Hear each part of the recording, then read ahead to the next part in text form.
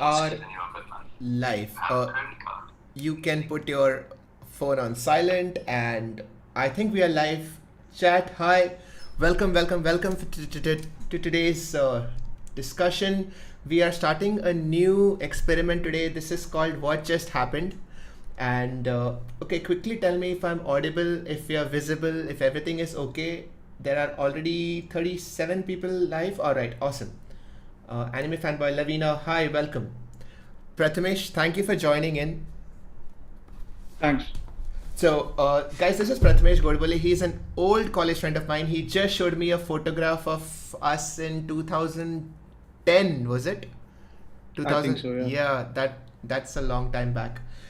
So, before anything else, Prathamesh, just introduce yourself. Tell us about yourself. Why are we talking about it, and why are you here discussing about the stock market? Sure. So I'm a trader. I trade stocks and currencies and futures and indices, commodities, pretty much the whole thing. I've been doing that for many years now. And I have a firm that makes software for professional traders and analysts where we make algorithmic, let them trade using algorithms so that they can compete in, because everything is algorithmic now, everybody's using fancy tools. So if you want to stay competitive, you have to use the same thing as well. Basically, you're outsourcing decision making to an algorithm Yes, pretty and much. saying you trade for me, I'll just watch you as you trade for me. Right. I mean, you are the one designing it, but Right. the execution is automated. Okay, so Brave New World. The whole Yes. idea of you having to sit in front of a share market screen and having to click buy, sell, that is Correct. going out. It is on its way out. Yeah. And I'm guessing that all the big companies, the hedge funds, the investment firms, all of them are using algorithms now. To some degree, yes. At least for execution. So when you buy, 10 shares of Reliance, it's very easy. You just open your broker's app and you type in a number of shares and you hit buy and it's done. Right. But if you're an institution and you're buying something like 10 lakh shares, then you can't buy it in one go. You have to buy it over the course of an entire day or over several days. Right. So that used to be done by really, skilled traders earlier. They would know when the market would go up and down and they would try to time it and get you a really good Intuition, price. instinct. Yes, Yeah. kind of. Yeah. And I mean, they had some level of analysis as well involved. It's not just gut feeling, but now it's very systematic. It's all automated. एक बात बता, मैंने अभी recently एक term सुना. What hedge fund people call single investors. Okay, what do they call them? Dumb money. Okay. Tell me that, is that true? Is that what they see as? I mean, yeah, I think it's largely true, and it's because GME, the price action in GameStop is actually crazy. Like the story isn't over yet. Like we don't know which of the two is dumb until it's over. So dumb money is something retrospective, and it is almost this is a battle between smart money and dumb money as far as naming is concerned. Let's find out. Technically, yeah. Before we go any deeper, let us talk about क्या हुआ अभी इस हफ्ते में क्या हुआ. That is what this stream is about. What just happened. Right. We are going to take one crazy event that happened in the last 1 week and just analyze the shit out of it. Okay. So tell me what happened. Why should we care? What is going on in the stock market world right now? Right. So somewhere around early 2000s or late 90s, you had a company called GameStop. Okay. And they deal in PlayStation games or back when we had games on DVDs and CDs, they would be the go-to place if you wanted to buy a computer game.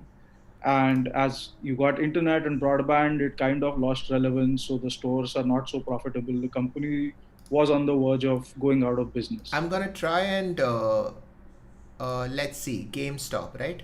Yeah. Okay. Let's see. This is images. Okay, this is GameStop. Correct. This is GameStop. Okay. So it's like a mall, but only for games, and yeah, it's like a popular place back in the early 2000s or so. Got it. Got it. Got it. It's still there, but it's not anywhere as close to what it was at its heyday. Got it. Got it. Got it. And so it's been kind of just surviving, a meager existence, not so profitable or not that relevant anymore. Where Right. everybody just downloads the games now. Huh. And everybody thought that, Obviously, in the pandemic, who would go out? Who would stand in line? Who would buy a of course, physical? exactly, yeah. Right. The pandemic was like the killing blow. And GameStop never went online. I'm not actually sure because they mostly deal in the physical DVDs and Correct. discs. So they can't act like if they go online, there's no reason to buy from them. Then just buy from the You public. you can get it from the original game maker Correct, themselves. exactly. So in the last 2 months, I think I've bought around 2 to 3 games. So I bought Hitman. So I got it from Epic Games directly, Correct. and 2 other games which I got from Steam. Right. So so- people can just buy directly. There's no reason to. Right. They do a lot of second-hand games as well. So like if you have an old DVD for PlayStation, then like they'll buy the old ones from you at a low price, but also sell you discounted ones. Correct. So that is if you had bought physical games before, you can sell it them at GameStop. Exactly. And That- so we'll come to that. There's actually a big joke about it because they would offer you absurdly low prices for it. Like a game that would be for Yeah. $30, they would tell you, best I can do is like $3. And so the share price was actually $3. So people were joking that, the best I'll do for you is I'll give you $3 for your share. Wow, stock market karma. Exactly. Absolutely. Lot of schadenfreude. And so what happened is GameStop was kind of just forgotten, lying by the wayside on its way out Yeah. since a year. And somebody on Reddit, he noticed that, this company is actually not going to go out of business. Okay. I mean, it's not in great shape, but it's not going to shut down. It's still going to be operational. And he suggested buying the company's shares at $2 or $3 or something in that range. Right, It- which I mean, Reddit is a place where everybody just goes and talks anything they want. Absolutely. तो सब लोग it's like Twitter but with even less regulation. Like, Yes. Reddit it's पे कुछ भी Twitter हो रहा है. without, with a little even more inconsistent ban policy. So somebody or the other will always be saying something on Reddit कि ये खरीदो, Absolutely. ये बेचो. Yeah. Why did So- this thing become such a huge deal? So it's not actually the first one. It's probably so. I think people just noticed GameStop because of how fast it happened. But the exact same thing has been happening in Tesla Motors for almost the past entire year.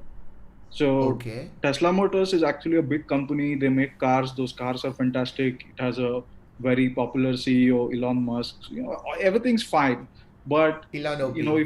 if your stock price goes up 10 times, that is 1,000% in a year. I mean, there's definitely a big degree of hype in it. It's not something legit. Okay, no, wait. But aren't we buying, so in the example of Tesla, aren't we buying the promise of a better future? We are saying that Tesla will Yes, become... but has something changed so much that it's now worth 10 times in a year? Yes, so their cars are selling. But they were selling even the year before. Okay. And the sales growth has actually come down because of the pandemic. It's actually worth more than all other auto companies combined. Yeah, that it's I've- worth more than BMW, Volvo, Mercedes, Toyota, Honda, you name it, and it's bigger than all of them put together. And that really doesn't make much sense. Yeah, I was just thinking if they had a convention meeting, all of them coming together, it would be Yeah. such an awkward meeting. Because all these guys have actual billions of cars on the road. Right. And this new company with barely 1% of the actual car market value Yeah. has a greater share value than all of them put together. Correct. So, actually, it's important to know what happened to Tesla because it's actually very similar to what happened in GameStop. So, when Tesla was something like, 10% of where it is trading today a year back. Right. And a lot of people were very bearish on the company. Bearish as in they thought the company is going to go broke. Similar to अच्छा, what ये happened सबसे with पहले GameStop. Clear कर ले. Bear पीछे जाता है, bear नीचे जाता है. So if you think the stock is going to fall, it's being bearish. हाँ. And if you think the stock is going to go up, it's bullish. Okay, so bulls are aggressive. Bull से कि ऊपर जाने वाला है. Yes, bulls Okay. are people who are convinced the stock is headed higher, and the bears are convinced that it's going lower. And because they are always kind of crazy about their conviction, so that's why you get the price going up and down. Okay. Okay. Cool. I mean, both of them will be right at some point. At some point, yeah. I mean, that's the crazy thing about stock market. I always feel like it's always a up and down thing. So both Correct. bears and bulls are right At some points, yeah. at some point. All right, cool. I'm going to sound like an absolute noob, okay, guys? I don't know much about the stock market. I've tried trading very, very briefly. It was a very traumatic experience. So I just put my savings in mutual funds. But whenever I meet Prathamesh, we have very interesting discussion on what I could have done. So yeah, continue. Okay. So what happened is, a lot of hedge funds, especially what the so-called smart money, Yeah. they have been saying that Tesla won't survive as a company, and they Hmm. have been saying this for about almost a decade now. Yeah. So Tesla got listed on the stock exchange in 2010, Hmm. and I've been reading articles every single year that, oh, Tesla is going to shut down this year. It's a fraud company. The cars are terrible, and every year they just keep growing. Yeah. The company has never run out of money. They keep raising more money. They sell more cars. They get better reviews, and they keep growing. And all those people have been losing money because they've been shorting the stock, or they've been betting on the company's demise, Right. and that never happened. So that is shorting. Right. So I think we need to explain a bit what shorting is. Sure. uh, Normally when Wait, let me see if how knowledgeable my chat is. okay. Let's see. Guys, what is shorting?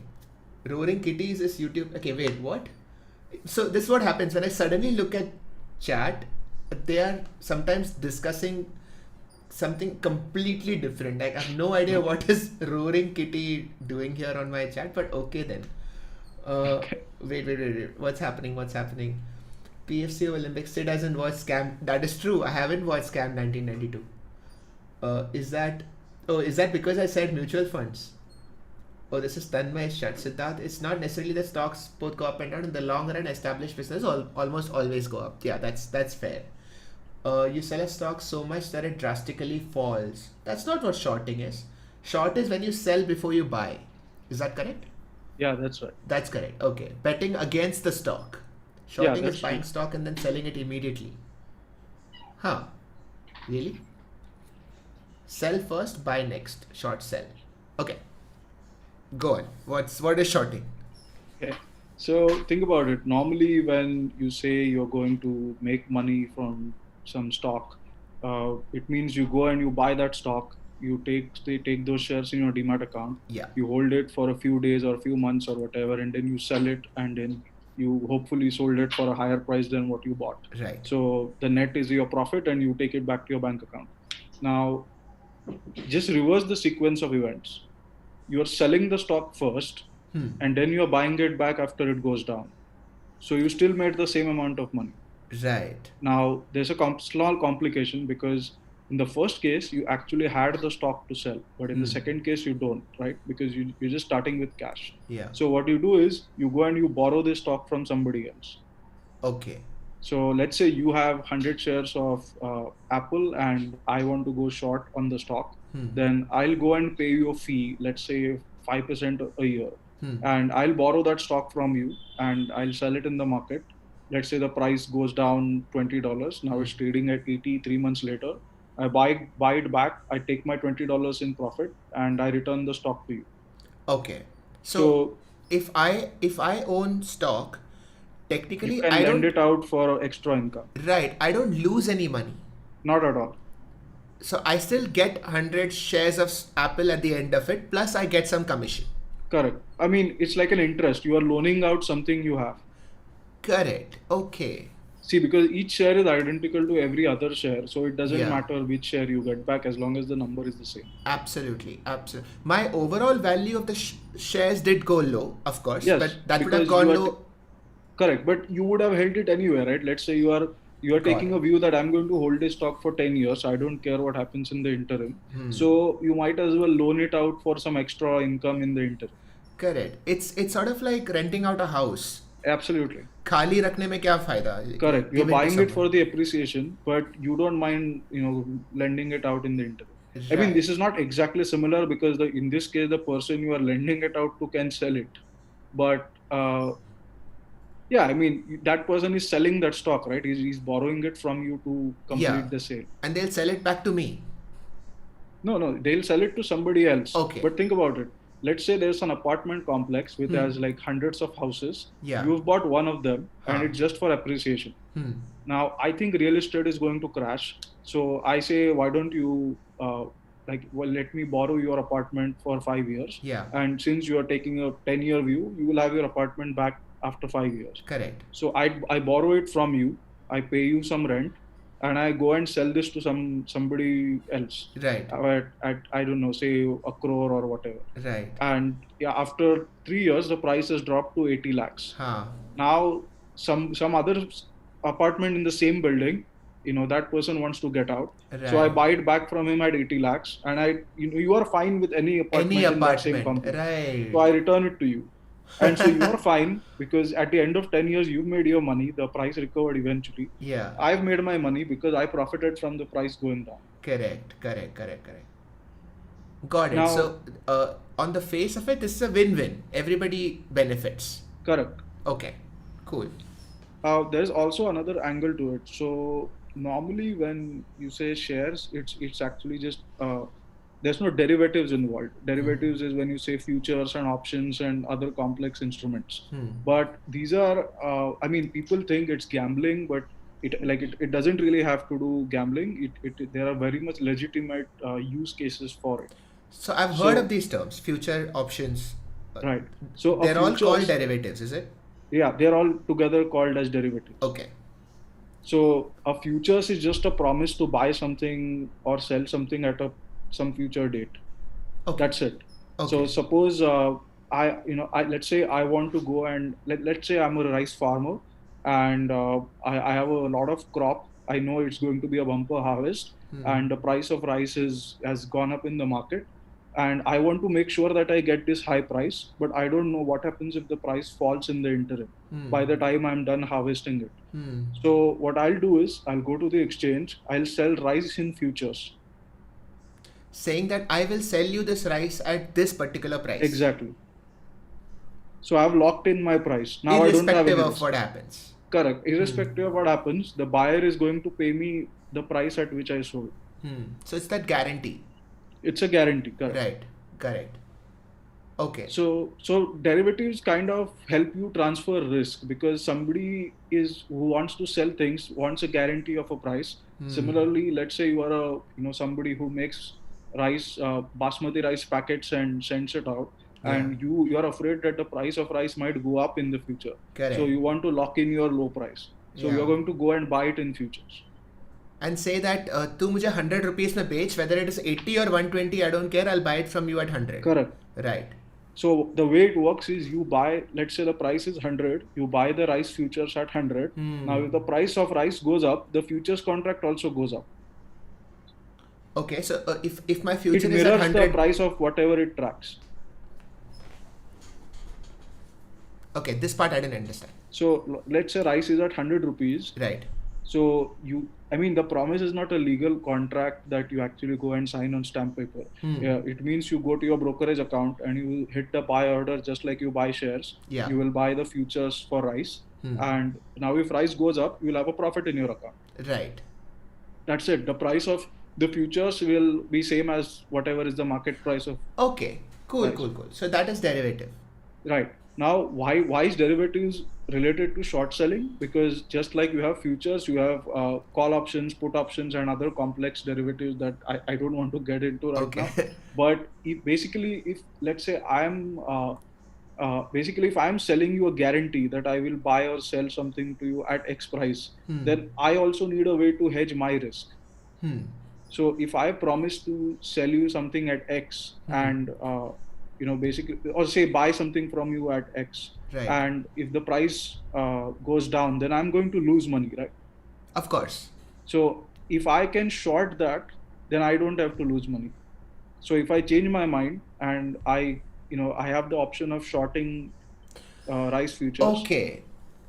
Okay, I think I'm beginning to understand. If you think about everything from the perspective of risk, Yeah, like how much risk do you have in normal trading, and how can you reduce that risk? You can never eliminate risk 100% correct, because that will mean you know what the future is going to bring. correct. But you're trying to reduce that risk as much as possible. Yeah.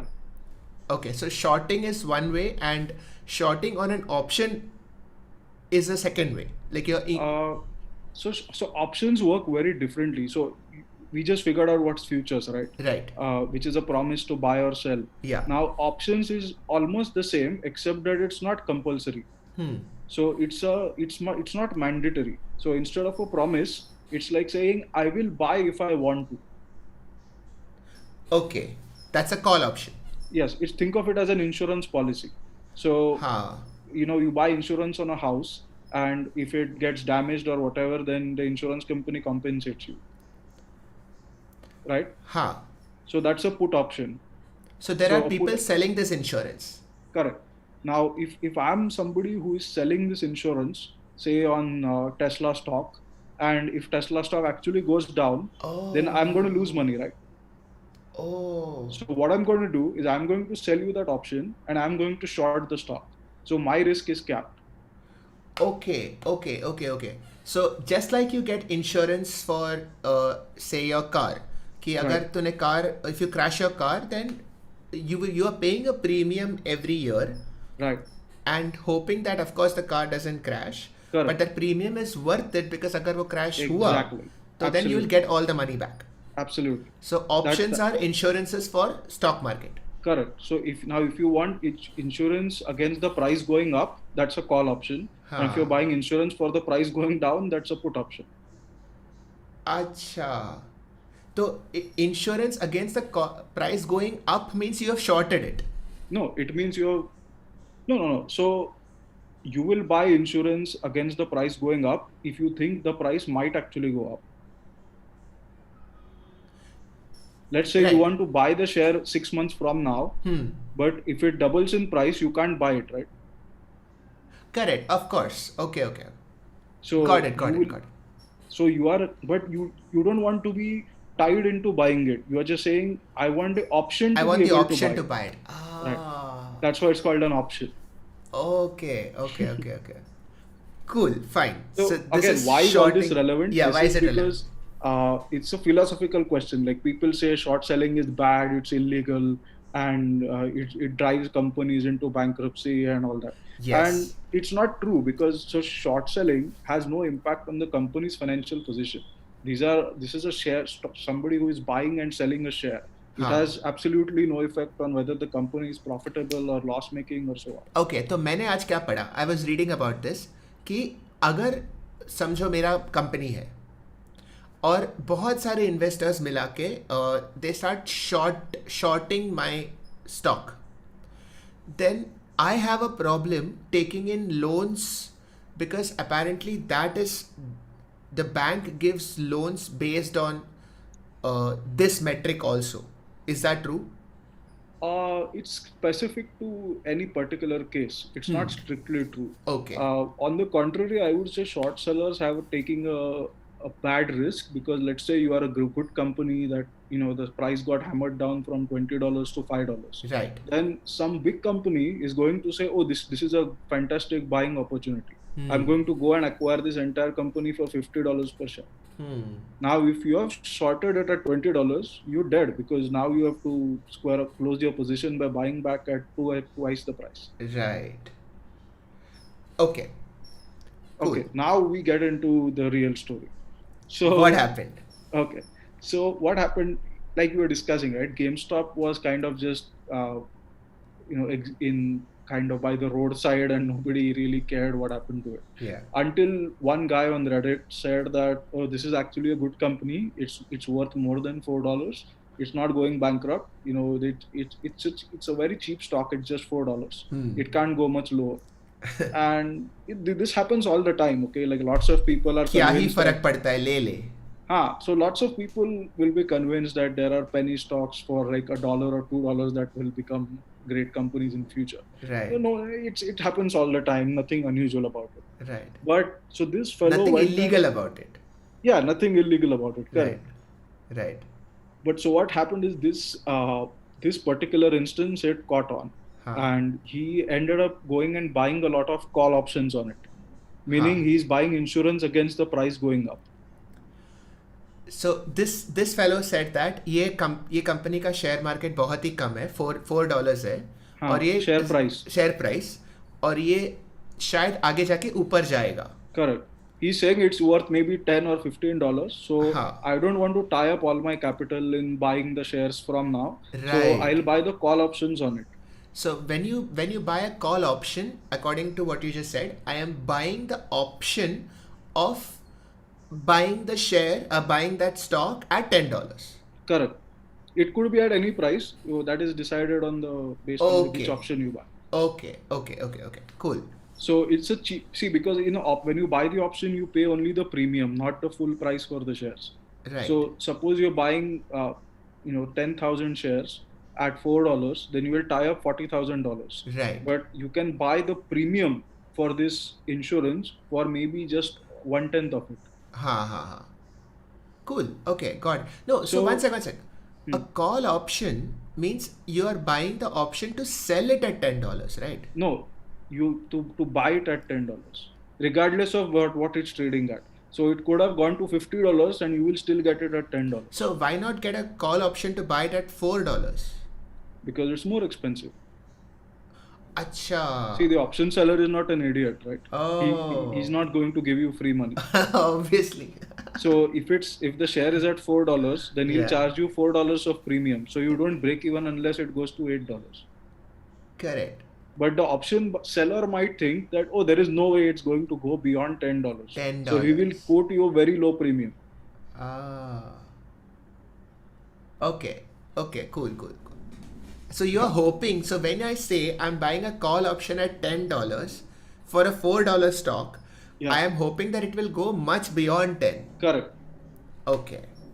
Because if you pay $2 of premium and it goes to $10, then you still lose $2, right? Correct. Because kuch nahi mila. Exactly. So it has to go up by more than how much you paid in premium. Understood. Cool. Okay, so now this guy bought some call options and it was still normal. People still do this all the time. Yeah. Now, for some reason, it just caught everybody's fancy like few days ago. Huh. And that's where things exploded. Now, this guy, I think some other people also noticed it. There was a big famous investor who made a lot of money in 2008 Who? called Michael Burry. Uh-huh. And so Michael Burry was one of the first big wigs to go and say that, oh, actually GameStop is a pretty good company at this low price. I'm going to buy it. Right. And that got a lot of people's attention. Like, oh, this looks like a great company. It's very cheap. Why don't we also buy some? Now, this is like a frenzy, right? Like, you have some really popular t-shirt or something and like everybody wants it. It's the top seller on Amazon. Then because you see more people doing it, you are also going to do it. So it's like a tipping point. If 1, 2, 3 people do it, it's still okay. But then if you see 30, 40 people around you, everybody is doing one thing, you feel left out. You feel that, Absolutely. What is wrong with me? Absolutely. And that's exactly what happened with GameStop. Now, what happened is so there's this Reddit community called Wallstreet Bets, and it's actually mostly just memes and stupid jokes. Yeah. But they also, talk about which stocks to buy and all that stuff. Right. Like people just post how much money they made all the time. And especially because of the pandemic, everybody's sitting at home buying stocks on their brokerage account. Right. So some guy posted like, oh, I made a ton of money on GameStop. Like, look. And then others are like, oh, this looks fantastic. Let's get on to this. So the first guy bought a call option at $10. So the next guy would buy it at $20 or $50. Yeah, kind of. I mean, you would buy higher and higher. Huh. Now, where the story got funny is there's a hedge fund called Melvin Capital. Okay. And they had shorted the hell out of this stock. Like they thought this was going from $5 to zero. Now, if it goes to zero, the company closes down, then you don't have to pay back anything, right? Because like whoever you borrowed it from, he doesn't want your worthless stock back. Correct. So you just keep all the money. Right. But what happens is when you short the stock, you are the like you are taking a risk, right? Because if the stock goes up $5, then whoever you borrowed it from wants assurance that you will pay him back. Obviously. Right. Right. So you have to post some collateral. Like take a loan from a bank. The bank asks you for तो collateral. घर रखना पड़ेगा या car हाँ, कुछ तो रखना पड़ेगा. कुछ तो हाँ. mortgage के लिए रखना पड़ेगा. Correct. Now, what Melvin anticipated, probably, it's a $5 stock. Maybe it goes to $10. So it's fine, not a big issue. But it went to 10, it went to 15, it went to 20, 25, just climbing every day. And they might have thought, okay, this is a bit worrying, but okay, not that big of a deal. We can manage. They would have had some extra cash. They Yeah. gave it as collateral and it's fine. But then one fine day, the stock jumped to $50 straight. And now they're worried. Now they're worried because now they have a big loss on their books.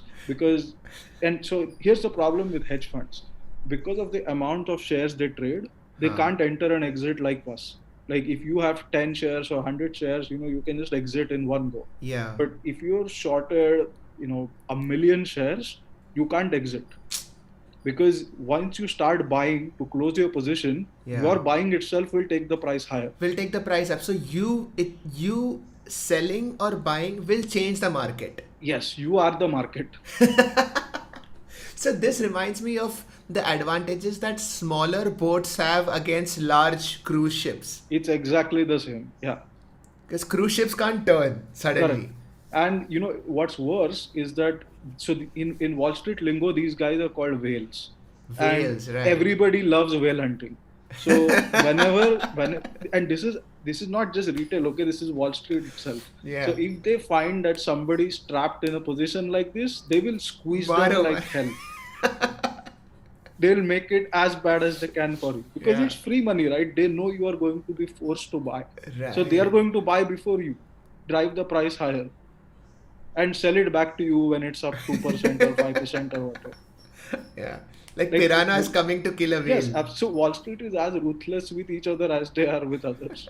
So wait, are you telling me that other Wall Street agents also got in on the action? 100%. There's no doubt about it. So it's not just Reddit versus Wall Street, it's Wall Street versus Wall Street. Oh, absolutely. I can tell you that a big chunk of that volume is Wall Street itself, but they are enjoying the fact that they are not getting blamed for it, but Reddit is taking credit. One poor Reddit community is getting all the blame for it. Yeah, I mean, normally, because if you can do this without being blamed, nothing like it. It's even better. Like you're getting rid of a competitor while hiding exactly. behind Reddit. Somebody else is shooting your opponent for you. For all we know, half of those Wall Street guys are on Reddit talking. You can be sure. So Elon Musk himself is on Reddit and on the Discord of that community. No. He said so. And so, I think people think Wall Street is like 50-year-old bald guys in suits smoking cigars. And right. I mean, that was probably the case 20, 30 years ago. Yeah. But Wall Street is also, 25-year-olds and 30-year-olds with PhDs in computer science and mathematics. And they understand all this. They have been on Reddit since they were 12. Right. So, Wall Street is not what it was. I had seen a great meme of GameStop about how have you seen that serial Teenage Mutant Ninja Turtles? Yeah. And so usme who's the trainer? Who's that the rat? I forgot what's his name. But okay, I know. Not Shredder. Shredder is the enemy. Shredder is the bad guy. Shredder is the bad guy, but the teacher who teaches the ninja. Right. And and he is walking with a very small turtle holding his hand, and the turtle is the millennials. Okay. And the teacher is GameStop. And 50 years later, that turtle has grown to become a huge ninja master, and GameStop has become very old. Okay.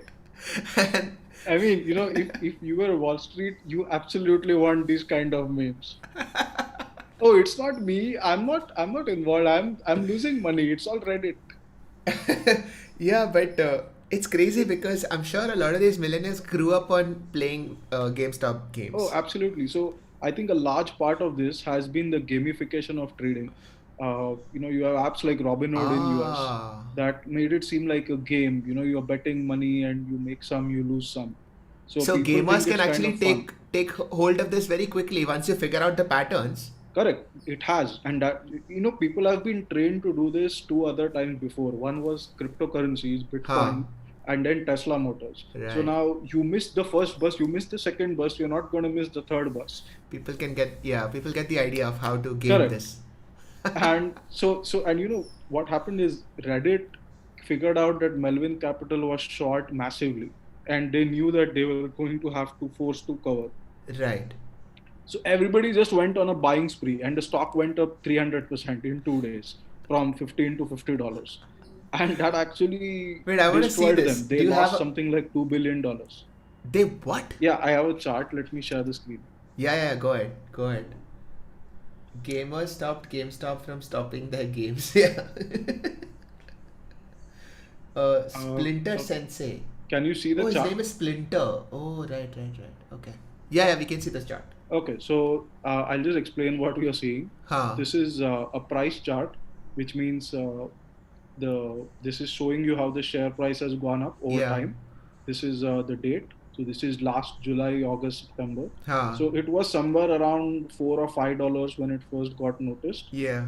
From that point, I think the earnings were okay, or actually negative, but it went up anyway. It didn't matter. And until this point, it was still somewhere around $15 or $20. Yeah, we are at So 31st December 2020. Okay. correct. Yeah. And then this was the first explosion higher. This was I think 13 Jan, where it Right. went up 60% straight in one day, from $20 to $30. Huh. And this is where Melvin started having trouble. They started Yeah, losing their sleep. yeah. And then look at what happened. The whole thing, the previous history looks like a minor blip on the. Holy crap.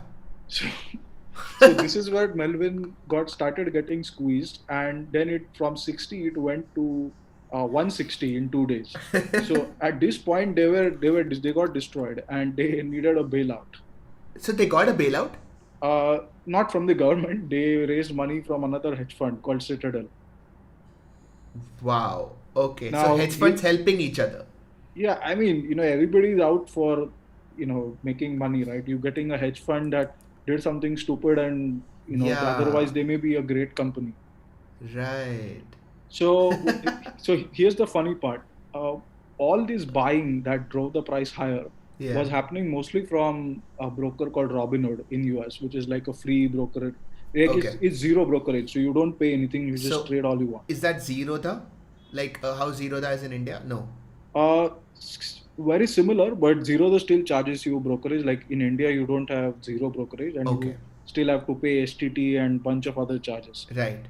In US, that's zero. Okay. Oh, you can trade for zero Yeah, brokerage. yeah, So all the profit you make is completely yours. correct. Wow. Okay. Cool. So that's what, again, this contributed to the gamification of the whole trading. It's turned into gambling kind of. Interesting. Someone said Citadel is not helping Melvin. Citadel is helping themselves. I mean, that's Of course. fair. Yeah, Nobody's yeah. in I it for mean, charity. yeah. So they can see that a hedge fund did something stupid, and they are going under. But Huh. they can, I mean, if they paid 3 billion to buy a stake in Melvin, that stake is probably worth maybe 5 billion. Right. And Melvin was forced to sell it because nobody else would have given them such terms. Right. So they saw an opportunity and took it. Correct. But here's the catch. So Robinhood, which accounts for this entire volume, Hmm. how does it make sense that a company gives you free brokerage? They have to be making money in some way, right? Right. So Robinhood is not taking any money from you, Correct. but So they have like to earn Google, from you are the somewhere. product. You are not a customer. Damn it. So Okay. I mean, this is transparent. It's not that they have been. So how does Robinhood make money? So Robinhood sells your orders to Citadel. So Citadel is another hedge fund. Yeah, the one that bailed out Melvin. Okay. So Robinhood sells the data of your. No, not data. Your orders itself. When you send a buy order, normally in India, when you send a buy order to buy, say, Reliance, it goes to the exchange and you get your Right. shares. You are But buying, selling directly from the exchange.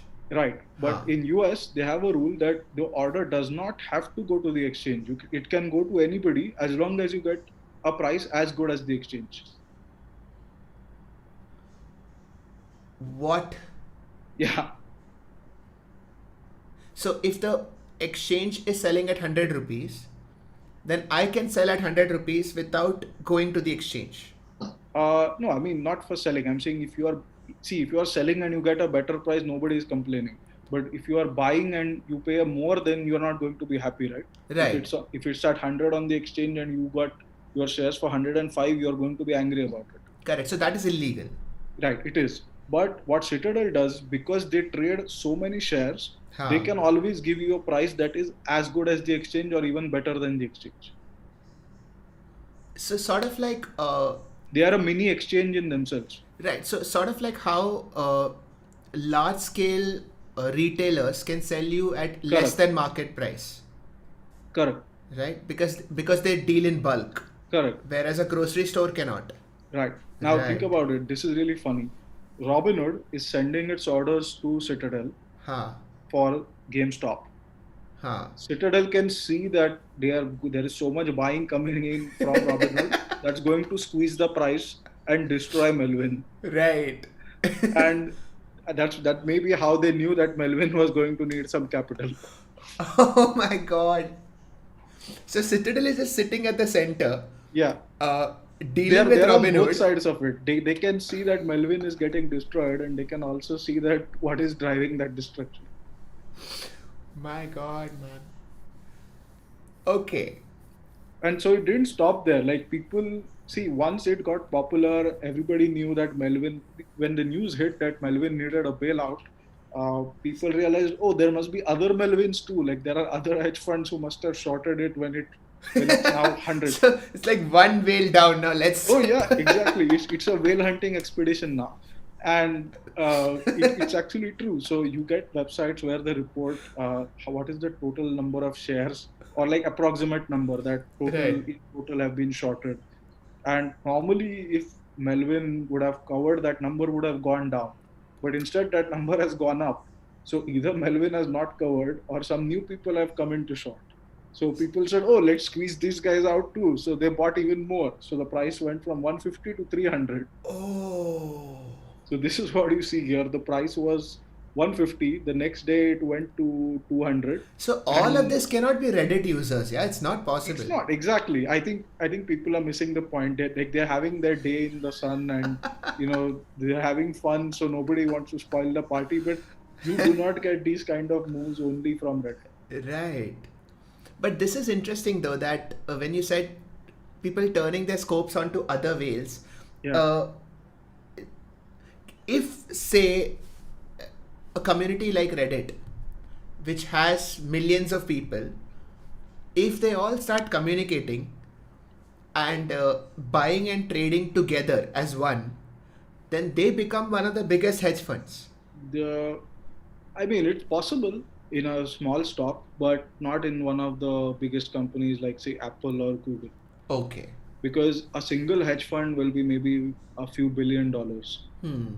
And let's say you have $1,000 in your account Hmm. and there are a million people like you, Hmm. then that's just 1 billion. And you have pension funds that have assets of hundreds of billions. Right. So, I mean, this worked in GME because it's a tiny company. It Hmm. was rather at last week. Now it's a Now giant it's company. now it's in the S&P 500 Yeah, I apparently. mean, it's big enough to be in the Fortune 500, and it was on the verge of bankruptcy a few days ago. Oh, that was another meme. Oh man, that was so good.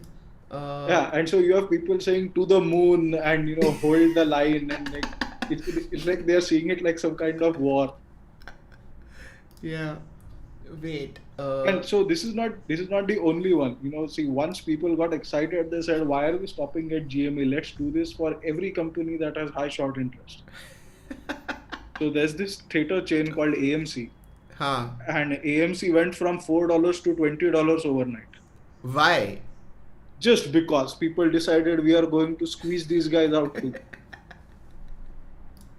I mean, there's something fundamentally funny about this, though. There is, it's like you have maybe an excited bull that just wandering around and he sees something move and he just charges it. He doesn't know why. And so, do you think that hedge fund managers are genuinely scared about this? It's hard to say because so normally these people are not what people think. They're not cowboys who take crazy amounts of risk. They're Right. actually extremely risk averse because they Hmm. are there to make money for the long run. If they start trading like this, they would go bust in a month. Right. So they don't want to face the volatility that other people face. Right. They So want a very smooth sailing. correct. So in fact, it's all opaque, right? So nobody knows what the true picture is except maybe the hedge funds or the banks themselves. Yeah. We can speculate. So some of them must have covered their position. Some may have even covered and bought shares on their own to squeeze the other hedge funds. Hmm. So I'll tell you why this is so uh, instinctively satisfying. Yeah, Because this is the kind of uncertainty that regular traders go through. yeah, कि क्या हो रहा है क्या हो and the market volatility is primarily because of these big movers, correct. and it's like the small boats are just suffering from the waves created by the large cruise ships. Correct. And for the first time the cruise ships are Oh, yeah. uncertain. Exactly. कि where is the next wave coming Absolutely. from? And the worst is they don't know whether this is coming from other cruise ships or really from the small boats. Oh man. Like everybody Okay. just thinks it is the small boats. Yeah, because they are an easy target to blame. Correct. And Twitter has gone nuts. Oh, and so this is actually I forgot the other half of the story. So when GME was going up for 2 days in a row, Yeah. the third day Robinhood came and said you can't buy GME anymore. We are just stopping all your buy orders. You can only exit your positions. Meaning sell it. Yeah, you can sell if you have, but you can't buy any new more shares. Wait, is of that GME. legal? It is. So What the hell? people accuse them of being in cahoots with Citadel and other companies to drive down the price. And lots of people had very rational explanations. They Right. said that so basically a broker is taking the risk, right? When you buy a share and if you don't pay up or if you have unexpected losses. So Robinhood would have decided that we can't actually handle the risk of more money coming in and buying this share that goes up 200%. No, Like, it explain to could- me why. So if somebody is buying a share from me at $200, I'm getting their money. Why is it a risk to me? So this is more technical in the sense that there are things called cash accounts and margin accounts. So in a cash account, you're taking the money directly, giving it to the seller, and you take delivery of the shares. Right. But most accounts on Robinhood are called margin accounts, which is like a speculative account. So you never put up all the money; you just need part of it. Right. The rest is like a risk that the broker takes on your behalf. Oh. So what happened is Robinhood kind of maxed out the amount of risk that they could stomach. They are like, we can't handle anymore because this is an existential threat for us. Because if GME goes to 300 and next day it crashes 90% to 30, then Robinhood goes bankrupt. And there were some rumors floating around that they even forcibly sold shares from some accounts. And I mean, that would probably that be has to illegal. be legal. Yeah. So, I mean, nobody knows for sure. I think lawsuits will be coming soon. And it doesn't help that Citadel is where all Robinhood's orders go, and that's where Robinhood gets So- half its revenue from. Citadel seems to be like that giant matrix city Correct. It is where the all the yeah, information is flowing. absolutely. So it is one one of sec, the. Gaurav Moite, thank you for the super chat. Technical analysis fails here. Oh yeah, it absolutely does. Yeah. you That's well you put. can't really deal with absolute craziness like this. So, would you say that this is individual traders trade a lot on emotions? Absolutely. so I they think this is panic, not they- even trading. This is almost purely gambling.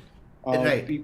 People aren't really buying because they think GME is worth $300. They are buying because, like, hell with Wall Street, down with Wall Street. This is the revenge of the small guy. And because it sounds like a game. You're just seeing some numbers and you make some money on it.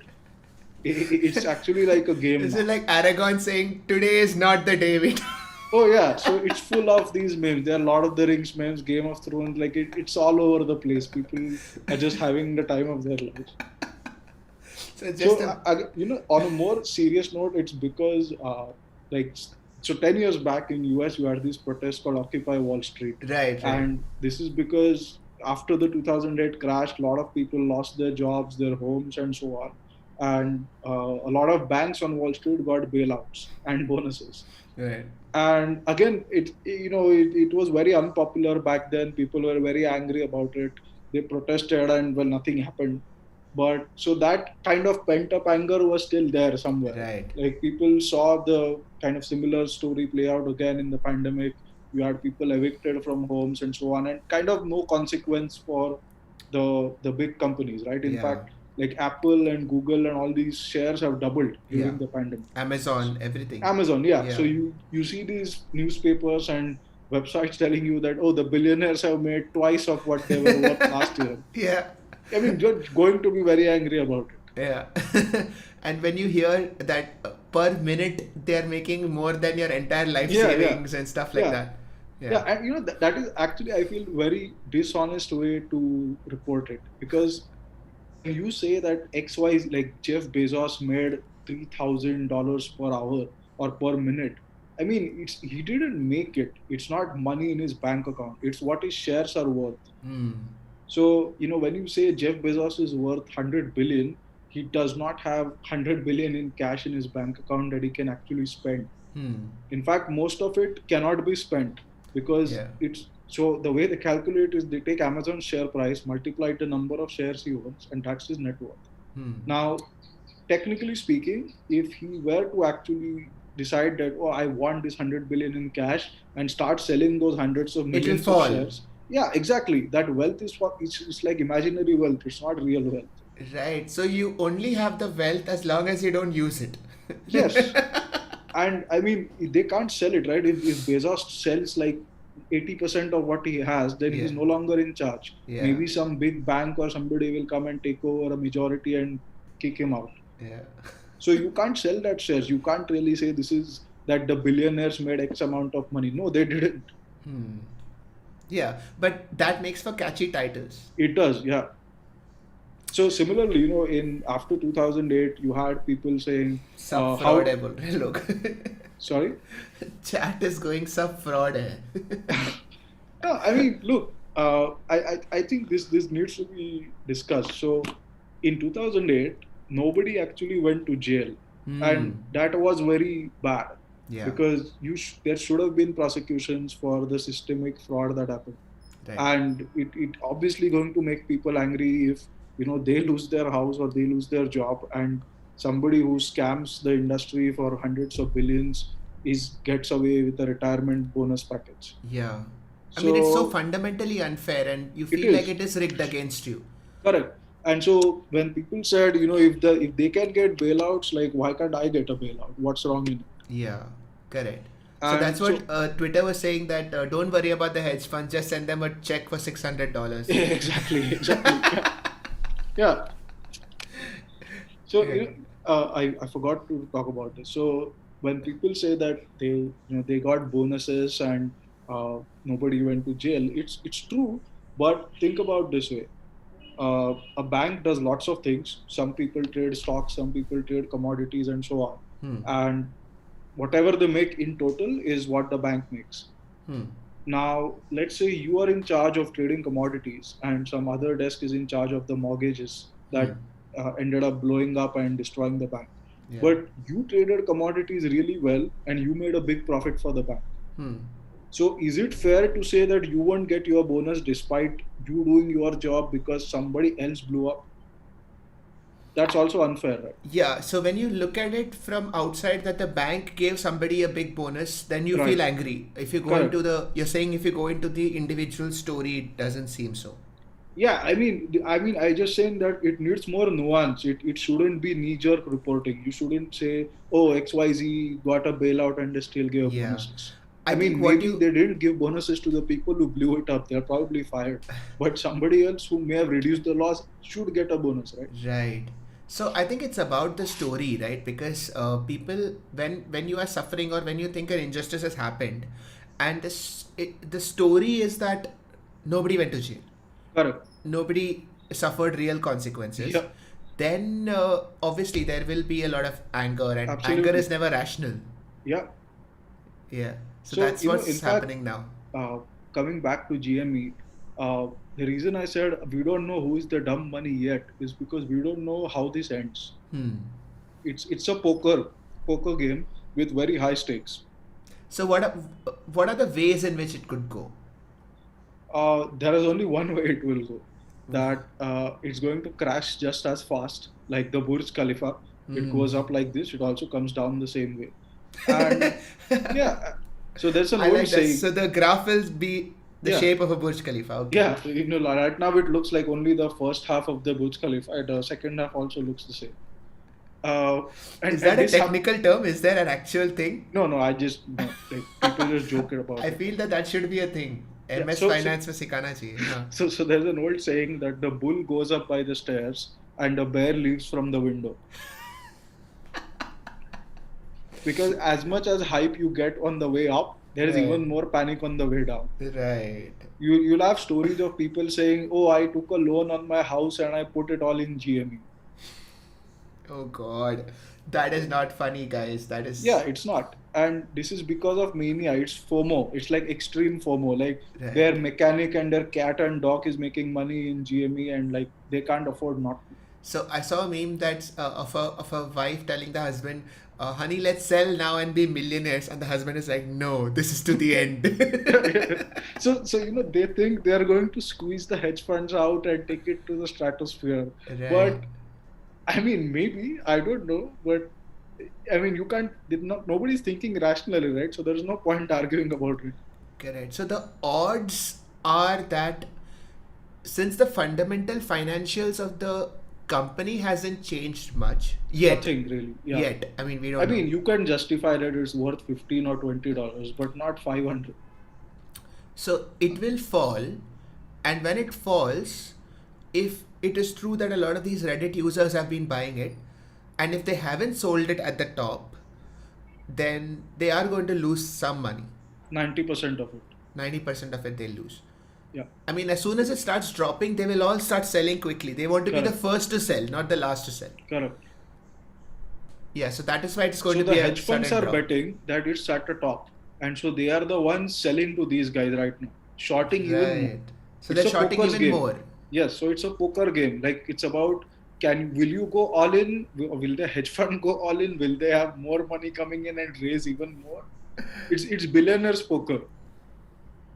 And so if one hedge fund goes out, another hedge fund can come in and start shorting it. Yeah, they can absolutely.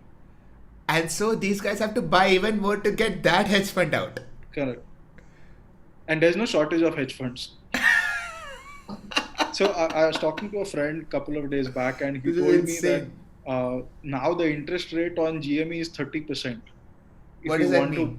so it means he's in a hedge fund, right? So he's not like traded GME at all. He thinks this is complete insanity. Yeah. But he's saying if you have GME stock, you can loan it out for an interest of 30%. That's how much it is in demand. What? Yeah. Okay, I'm very glad that we can't buy GME. I mean, Indians would have gone mad. I Can we mean, you buy? can. I think there are people are saying that a lot of Indians have bought. My God. The yeah the only thing that I wish I had bought was Tesla. I've been following Tesla for the last 5 years, and I've just Oh seen yeah, it go up, up, up. I've been telling everybody it was a great stock like for Yeah, years. yeah. I remember we had that conversation also.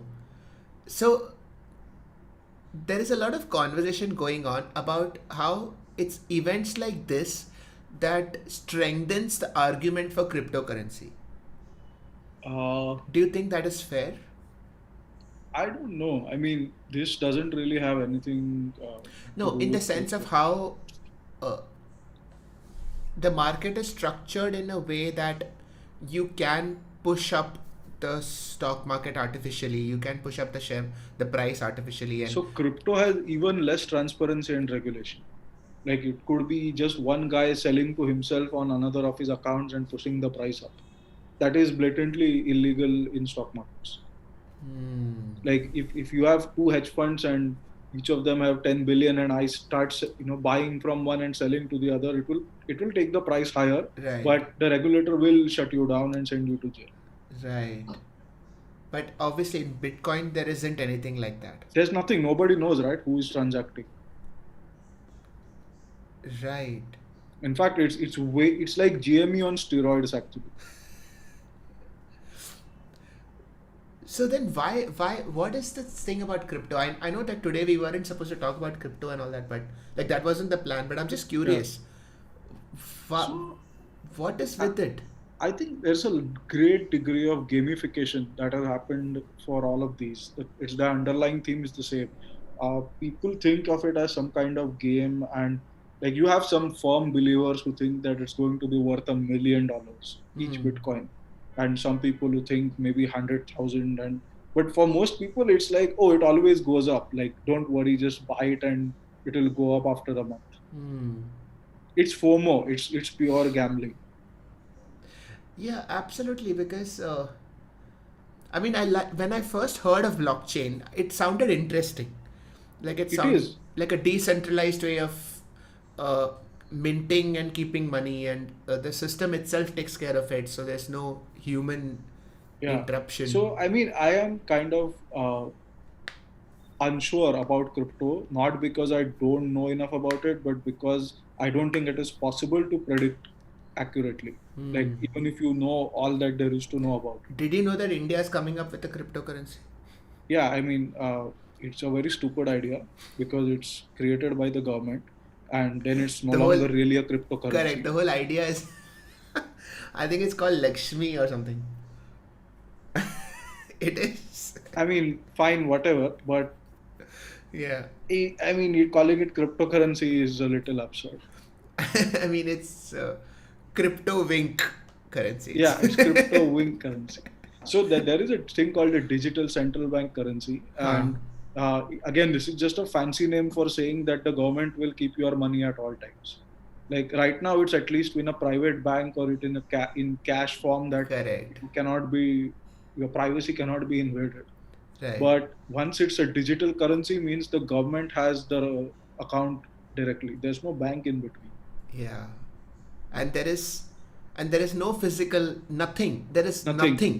Correct. So if the government is mad at you for some reason, like your money is You just are gone. out. You are out. Correct. There's nothing. You have no access to anything. You can't even buy milk. You can't. Wow. Yeah, that is something we should definitely avoid. Yeah, I mean, it's why China is so enthusiastic about it. Like, what better way to control its citizens more than also completely control their currency? Absolutely, because then if you have no other way of transacting, Yeah, people, I mean, then there will be barter system starting locally. correct. People will just say that, अच्छा, तू मेरे लिए cupboard बना ले, तू जब Correct. Hospital आएगा तो I'll see you for free. Correct. So, think about it. All money is actually just credit. It's just an IOU. God damn it. If you take a note, like any 10 rupee, 100 rupee, and you read what's written on it, Yeah. it just says, I promise to pay the bearer the sum of X rupees. Yeah, it's of not course. actually the rupees. It's just a promissory note. Good God. No, this is very dystopian. The idea of only digital currency. It is very It is. dystopian. Yeah, I mean, people should be concerned about it, but they are not, unfortunately. Yeah. Yeah. Because ultimately, if you are doing some work and you are getting paid, then your we are in a free country, so your allegiance to the government should just be that here, take some of my money and make sure that my society is running well. Yeah. You can't take all of it. No, I mean, take as in they have the power to take it at any point Yeah. with no effort. Which is fundamentally, I mean, it just sounds very dystopian. Yeah. There is something called Dogecoin. Yeah. Dogecoin. Okay. Yeah. What So is it that? started as a joke. So anybody can start their own cryptocurrency, right? It There's no looked like a entry barrier. meme initially, and then I Yeah, realized it's a serious thing. absolutely. It was worth something like 1,000th of a dollar or something. It was worthless, literally. It just started because of the meme. You know that Shiba Inu meme that's been around for a while. Yeah. Much Yeah. money, wow. And so somebody made a coin with that name. And they're like, oh, let this just for trolling. And it actually went up because, gambling. People are just Yeah. So buying how much some. is it worth now? I think it has gone up like 100 times in the Oh past my couple of. god. So this is pure gambling, okay? Like there is no sense to this. It's not crypto, it's alt. Yeah. What Dogecoin is, Dogecoin is for legit. Apparently, I read about it today. Ki, matlab, Okay. it's actually something going around. Even Ethereum, it's So Ethereum is another cryptocurrency. It came after Bitcoin. yeah. And it is somewhat differently designed in the sense that it is designed for more of an application use cases so you have things called smart contracts where if you send X Ethereum to some address, then it will automatically like transfer some money and so on. Okay. I I mean, mean, this will be like a big complex topic by itself. yeah, It's yeah, hard to describe in short. exactly. But then the idea of uh, herd mentality and everybody just randomly buying something because somebody else said so, that is what is happening. Yeah. So again, this is not a new phenomenon. Like these manias happen all the time. It's just that this is happening on such a wide scale digitally for the first time. So in 1991, during when the Harshad Mehta Yeah. was around, Yeah. the hype was exactly the same. You would have companies that were bankrupt or whose offices were closed. The share would go up 100 times or 50 times. Yeah. And there was no Reddit at the time, but people just had the same hype anyway. It's the same stories. Why- They meet their friend who is an idiot who had never done anything, but he bought that stock and he's a millionaire, and like his family is like, what the hell are you doing? And so he Yeah. goes and buys the stock too. Why are people saying that this is unprecedented then? The scale of it. I don't think it's actually unprecedented. Acha. In GME, I mean, it's unprecedented in the scale, in the sense that nothing has gone up like 4 or 5x in a matter of days. Like even Bitcoin took months to go up that much. Yeah. Not like couple of days. Right. So that's why it's unprecedented. It is, yeah. And also it sets off a precedent. Right. People figure out that, oh wait, we can all trade together. Unless they make it illegal, which is very interesting. People, hedge fund managers coming on CNN saying we need regulation has never happened that before. is really funny. Yeah. So look, there's also a downside to this as a hedge fund, because you know how it's going to end. It's going to crash 90% Yeah. one of these days. Yeah. And a lot of people are going to lose money. Some Right. of them will say, why don't you bail us out too? Just like you bailed out the hedge funds. Correct. Or why don't you recover this loss from the hedge funds? Right. And the last thing you want as a hedge fund manager right now is some regulator deciding that they need to regulate you or tax you more, Which might happen. which will happen. Yeah. So this does nothing except showcase the Madness of crowds. madness of crowds. Yeah.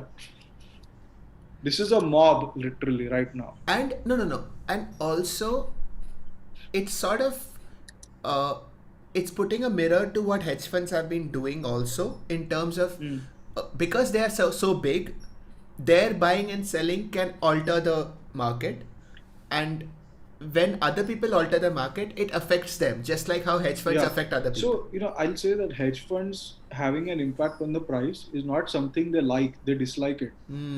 They would rather not have impact on the price. Right. Yeah, they would rather that they can Like, buy 100 million shares Correct. without Without the price going up. Like to us, it sounds like, oh, it's actually nice. What's there to complain about? Right. You are buying takes the price higher, like you automatically make money. That's true, but for you to actually make that money, you also need to sell those shares. Yeah. And when you start selling, the price comes down as well. Go down. So normally what you would see is when the price corrects a bit, that's when the hedge funds buy, because then there is more people selling that they can buy without impacting the price. Oh, god damn it. So they will start off the trend, wait for everyone to. They don't necessarily start the trend, but they will take advantage of these interim trends. Like if stock is in an uptrend, they'll Huh. wait for it to start falling a bit before they will start buying. Huh. Because if they buy when it's already going up, it will just go It will through the roof. shoot up. Yeah, Right. So they have to be very. It's literally bull in a china shop. They have to it be is. very careful Absolutely. how they Correct. turn. Correct. They will just break stuff here Yeah. and there. Yeah. And so, before GME, Tesla has probably lost, a lot of billions of dollars for a lot of hedge funds and trading firms. Yeah. Because there were a lot of people who thought it's going to go to zero, it's going to go to $10. There's a website called Tesla Death Watch or something. Like they would tell you how many days before it goes down. And it has been 7 years, the company is still Obviously. I mean, what does Elon Musk have to do with this whole story? So Elon, so like I said, Tesla was a big target for short sellers, right? For a Right. long time. Right. And so Elon has been taking jabs at these short sellers, saying, "Oh, look, you've been saying it's a short, but it's up 5x since then." And so he really hates short sellers because I mean his performance, his bonus, everything is tied to the stock price, right? Yeah. So when he saw some other hedge fund getting squeezed in another stock, he just like, oh, check out GameStop. Like if he has what 30 million followers, so if all of them notice it and they go and start buying, it's even worse for the hedge fund. So he had nothing to do with it. उसने सिर्फ ऐसे ही उंगली किया. Yeah. I mean, I'm not saying that he had some intention to screw the hedge fund or anything, but the effect it had It would is appear unmistakable. so. Yeah, I mean, you can be sure that when Elon tweeted about it, like everybody got to know about it. Dude, Elon is like the perfect troll, man. Like he's like a troll with power. He's Yeah. just- And so Elon he had commented that people were saying that the Reddit is crazy, and he said, "Oh, the Discord is even crazier." And then people Oh, freaked out like, "Oh, he was on the Discord too? What?" I And so don't know, Elon's man. I not the think only this- one. You had this other guy. He's an investor, Chamat. I forgot his last name. Oh, yeah. Something with P. Yeah. Chamat P. He was on he was on one of the news channels. So yeah, he's a very good investor as well. And so he said, I'm going to join the party, and he bought like I think 500 or 50,000 call options on GM. So it's things like this that actually shoots up the price. Yeah. Yeah, You need and billionaires to change it.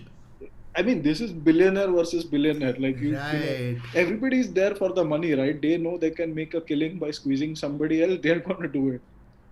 God damn it! This is like the ultimate poker game. You can imagine in a poker table, Elon sitting, Absolutely. this guy sitting, This is billionaires poker, yeah. happening on the world stage in front of Happening everybody. on the world stage, yeah. And this has actually happened several times before. There have been fights between two billionaires, one of whom says the stock is worth 2x of what it is, and the other says it's worth 0. And they Right. both start kind of building a following to buy it or short it. And yeah, I mean, this has actually happened before. I don't want to name names, but yeah. And some of them have been very public, and Good lots of God. people made money on it, riding the coattails either up or down. So Elon and Jeff Bezos are also in a very public feud over a lot of things. So They that is used to be- another billionaire fight, which is very interesting. Yeah, I guess that's a 100 billionaire fight. Yeah, the whole. I mean, Like ek to, billionaire is too common now. Like that's true. We need another word. Super billionaire. something who has like 100 billion plus. Yeah. Super So billionaire. somebody joked that Elon Musk is Warren Buffett richer than Bezos. Like Yeah, Warren but- Buffett used to be the benchmark for being rich for so Yeah. many years. But not anymore. Na? I think Bezos again crossed him. I don't remember. I have not Yeah, tracked yeah. it. So वो तो एक competition तो चल ही रहा है. Then अच्छा. उनका space race का भी चल रहा है Space कुछ race, तो. yeah. So again, why this happened is because everybody is Centi-billionaire. buying That's a stocks nice like term. crazy. Centi-billionaire. Centi-billionaire. हाँ, sorry, क्या बोल रहे हैं? Centi-billionaire. So again, all this is you have the the Federal Reserve, the U.S. Central Bank, pursuing policies that drive the stock market higher. Right. And of course, if you are, you are living and working for minimum wage and struggling to pay your bills, you have no money to put in the stock market. So if it doubles, it has made no difference to you. Correct. But if you're a millionaire or a billionaire and the stock market doubles, well, your net worth went up 50 billion. Right. So of course, people are going to be angry about it. That was the irony of this pandemic, right? Like so many people Yeah. lost their jobs, but the Correct. market is doing better than ever. How is Correct. that possible? Yeah.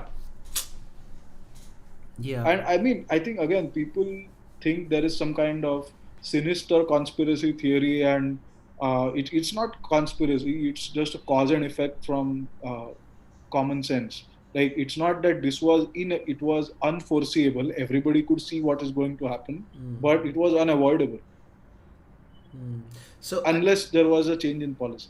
Yeah, I think that is the key. I think that is what people are lining up towards, that the policy has to change, because Correct. ultimately all human beings trying to survive in society, Yeah. it is there is something, people can't put their finger on it, but there's something fundamentally unfair about Yeah. a system that leads to a situation like this.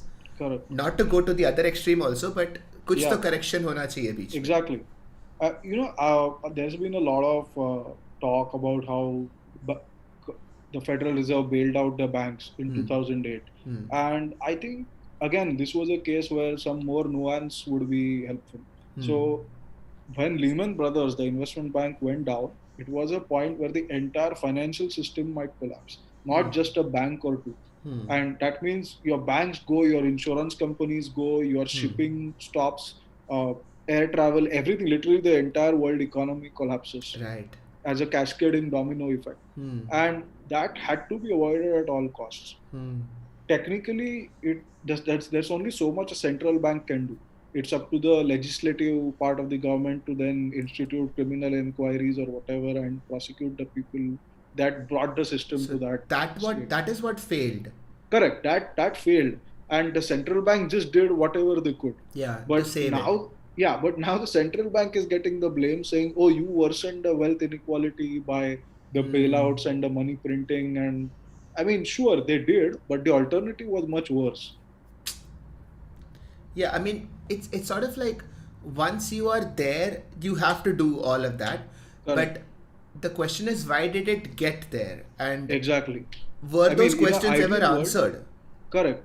So in an ideal world, there would be only one bailout in 2008. There would be no further money printing, and people would have been arrested and sent to jail for whatever frauds they did, and that would have been the end of it. Yeah. But that instead, never happened. we kept. Nobody went to jail. We kept printing money, so the inequality just widened. So, I mean, there is something so fundamentally unfair about the legislative branch getting lobby money from hedge funds, everyone. Yeah. And I mean, the bias is so obvious then. Yeah. So I think we have complicated the system to a point where it's just unmanageable. So I'm talking about US specifically, because correct. This whole thing is in US. Yeah. And so when somebody gets elected, you simply do not have the expertise to do all the stuff yourself. So you rely on lobbyists and professionals and so on. And you cannot possibly know all of the content in each bill. And I mean, it's all good in theory that you do, but let's be practical. You can't. Yeah, because... And so everybody has to compromise to some degree. You have to give concessions to some groups who will support you for legislation you want, and so on. Yeah. And so what we have is, everybody is in there for maybe 4 or 6 years or whatever, as a president or as senator and so on. So you think only in the short term. Nobody thinks about what happens 20 years down or 30 years down. Yeah. And the people who can think about it in that sense, who have the knowledge of both the financial system and who has the best interest of the country, वो लोग बहुत कम होंगे.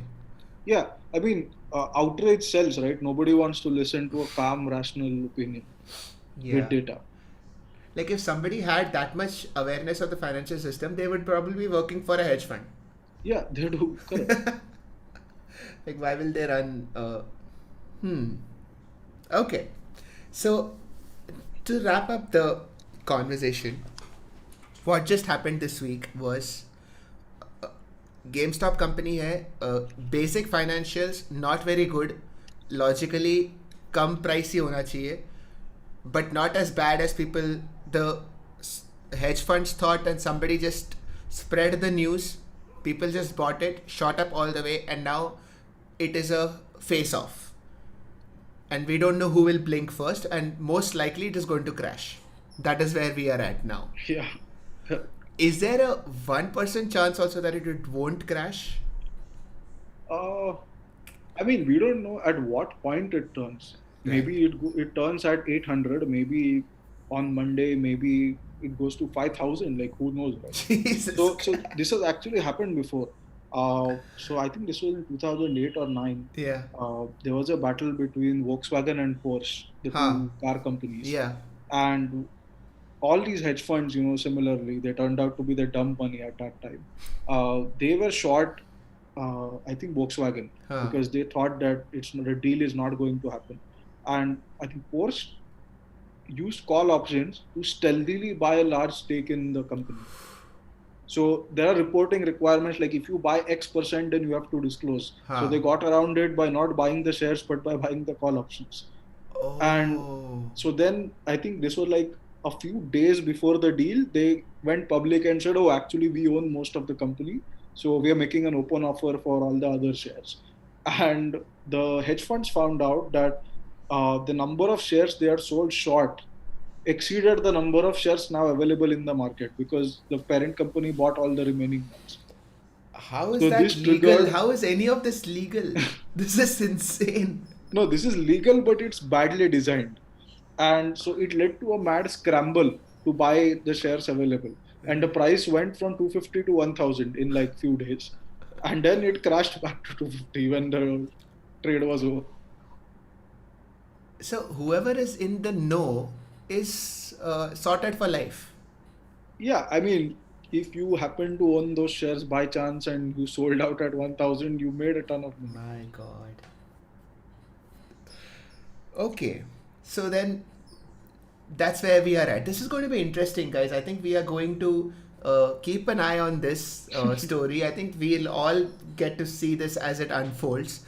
So that's going to be an interesting couple of weeks. I bought Dogecoin for 2K, sold at 9K overnight. What? Amazing. That's insane. Shubham Kapoor. Okay, Shubham, I hope you've given a party to all your friends, because that is incredible. Nobody's in the know beyond a point. Insider trading is illegal. I know, but yeah, okay then. So this is, guys, tell me if this is something that you want me to do again. This what just happened series. If you think that this is something interesting, we can take maybe once in 2 weeks or so. We can take one interesting event that happened, call a couple of guests, have a conversation, discuss just that topic and para topics around it. And if you guys are up for it, tell me if there are events that happened and you want that discussion to happen on this channel. Let me know. You can message me on Discord. We can have a separate thing for it. Tell me which events you would like me to talk about, and yeah, that'll be super fun. Prathamesh, thank you so much for coming on. This was super cool. I enjoyed the discussion. Yeah, I know, and there have been a couple of messages in the middle that you should definitely come on again. So that is going to happen. Sure. Anything financial related, we will definitely be on. Done. Yeah, guys, I've put out his Twitter handle in the description below, so please go follow that. And yeah, I think that's about it. We'll wrap it up for today. Cheers, man. Okay. Good night. Good night. Bye, guys. Yeah, dude, you can just wait up. I'll just end the stream.